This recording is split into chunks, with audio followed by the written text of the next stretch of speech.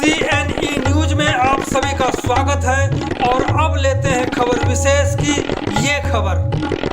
पंजाब, हरियाणा और राजस्थान के अलग अलग इलाकों से बड़ी संख्या में महिलाएं और परिवार एक निवेश धोखाधड़ी के शिकार हुए हैं, जिनकी रकम अब तक वापस नहीं लौटाई गई है। इन पीड़ितों की सूची में पटियाला, अमृतसर, लुधियाना, होशियारपुर, मोहाली, भटिंडा, मानसा, नवांशहर से लेकर राजस्थान के हनुमानगढ़ और हरियाणा के सिरसा तक की महिलाएं शामिल हैं।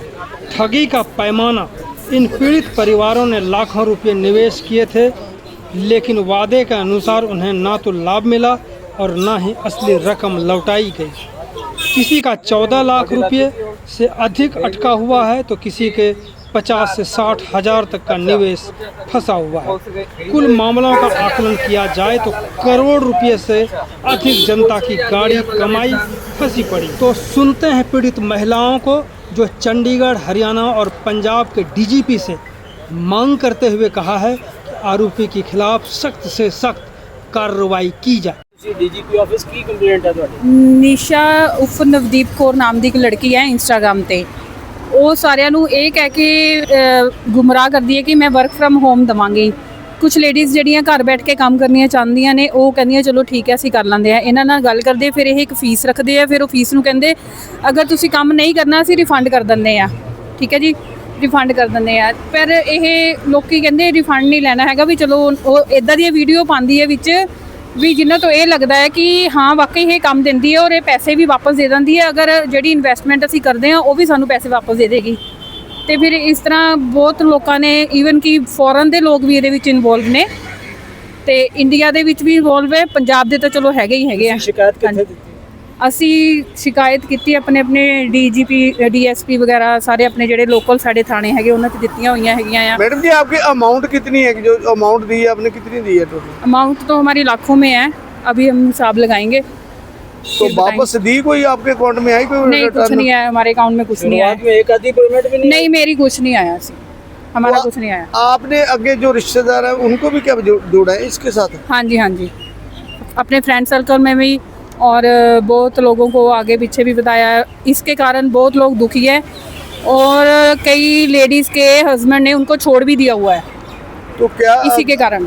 अच्छा, इसी के कारण ये गालियाँ बहुत निकालती है और हम सबको जब हम पैसे मांगते हैं इनसे, और हम सबको ब्लॉक किया हुआ इन्होंने। नाम क्या आपका? मैं पूजा सिरसा से। कहाँ से आए हो? सिरसा से, हाँ जी। अच्छा, तो ये जो आपके साथ फ्रॉड हुआ कैसा हुआ ये? सर ये ना 2 साल पहले हमें जैसे ऑनलाइन जैसे मिली और जैसे कुछ इसके थे वो जो मान लो इसका प्रमोशन कर रहे थे, उनके थ्रू हमने इनकी वीडियो देखी। फिर मैंने जैसे इन्वेस्टमेंट किया 50,000, उसके बाद भी इन्होंने वो 2 साल तक हमें ब्लॉक करके रखा। और अब जब अदर नंबर से फ़ोन किया तो आगे से गालियाँ निकाल रही है और गालियाँ निकाल के और सबके साथ यही फ्रॉड कर रही है सर। कितने टाइम से जुड़े हो इनके साथ? 2 साल से, और कोई पेमेंट कुछ भी नहीं आया। हाँ जी। तो ये बातें क्या आपको घर में पता है? आपने बताया? हाँ जी, पता है, हस्बैंड को पता है। हाँ जी। तो इनकी को पुलिस कंप्लेंट करी है आपने? हाँ जी, पुलिस कंप्लेंट किस जगह करी? सिरसा करवाई, वहाँ से हमें कोई रिप्लाई नहीं मिला। फिर पंजाब में भी जैसे हमने करवाई, पटियाला उधर उनके इलाके में भी, तो वहाँ से भी कोई रिप्लाई नहीं आया। तो अब हम यहाँ तक पहुँचे हैं। मैडम नाम बताइए, आपका नाम क्या है? अंकिता। अंकिता जी कहाँ से आए हो आप? सर राजपुरा से।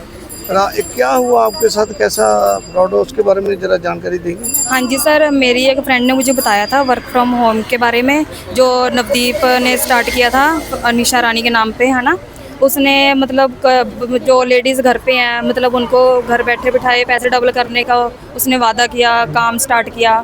तो उसने लोग मतलब कई लेडीज़ ने चलो कहा कि है ना बाहर जाने से अच्छा घर पे ही काम मिल रहा है। उन्होंने लेडीज़ ने इस लालच में आके पैसे भी लगाए उसके पास कि पैसे आ जाएंगे, पर कई लेडीज़ के पैसे भी नहीं आए और कई लेडीज़ को उसने धमकाई भी है और मतलब गलत भी बोल रही, गाली भी देती है ना। फिर उसके बाद कोई पैसा नहीं, कोई कुछ नहीं, लोगों को झूठ बोल बोल के इन्वेस्टमेंट करवाती है। तो इसकी राशि कितनी है? टोटल राशि कितनी है?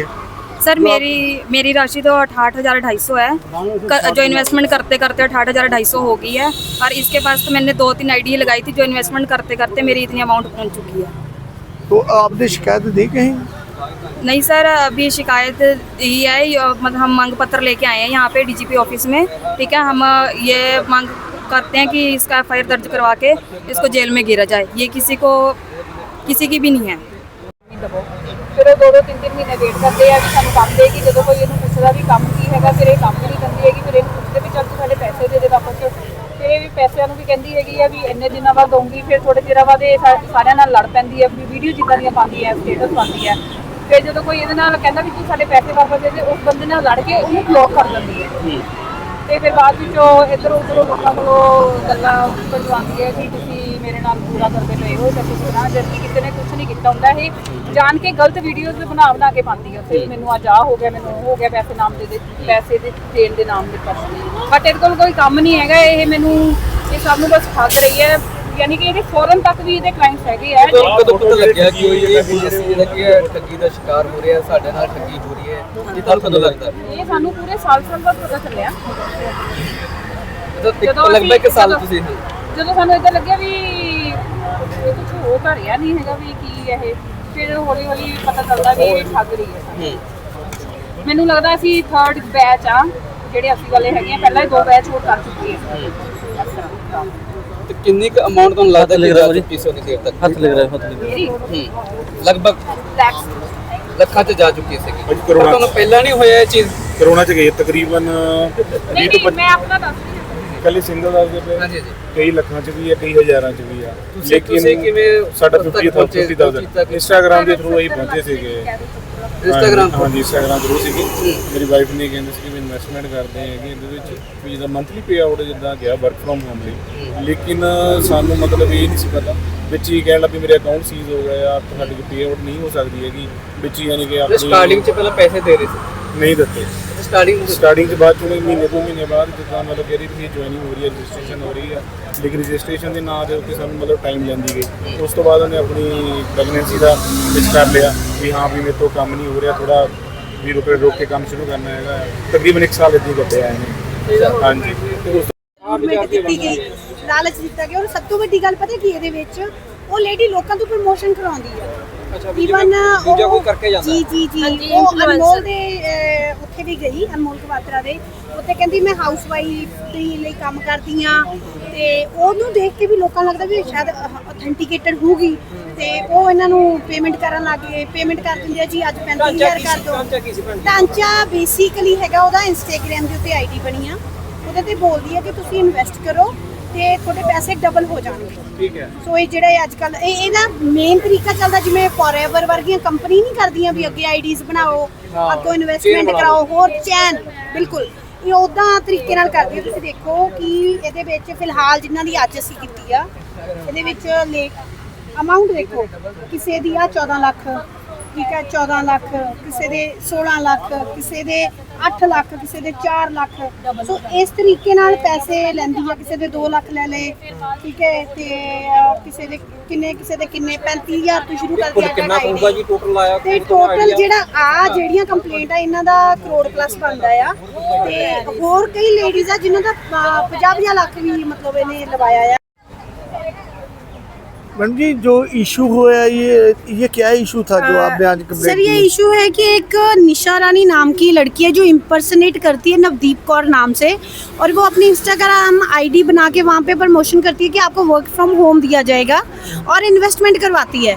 तो इन्वेस्टमेंट करवाने के बाद कुछ लोगों के जिनके पैसे वापस आ जाते हैं पहली टर्म में, तो उनसे आगे फर्दर प्रमोशन करवाती है कि देखो मेरे पैसे वापस आ गए। और एक चैन बना रखी है इसने, इसका टोटल 10 जनों का ग्रुप है इन लोगों ने, तो उनके थ्रू ये आगे की आगे मेंबर्स बनाते हैं, आईडीज़ लगाते हैं, और ऐसे इसने एक बंदे से किसी से 17 लाख तक का जो फ्रॉड है इस लेडी ने किया है। आज हम 35 लोगों की कंप्लेंट लेके डीजीपी साहब के पास आए थे, उन्होंने ब्यूरो ऑफ इन्वेस्टिगेशन को केस ट्रांसफ़र कर दिया है।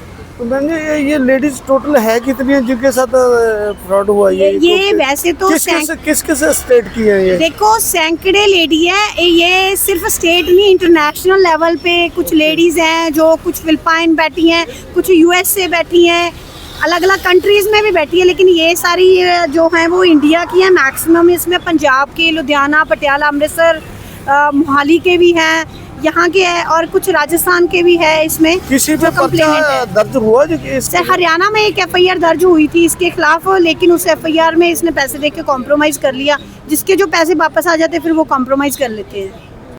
तो ये थी चंडीगढ़ से राज सिंह की रिपोर्ट।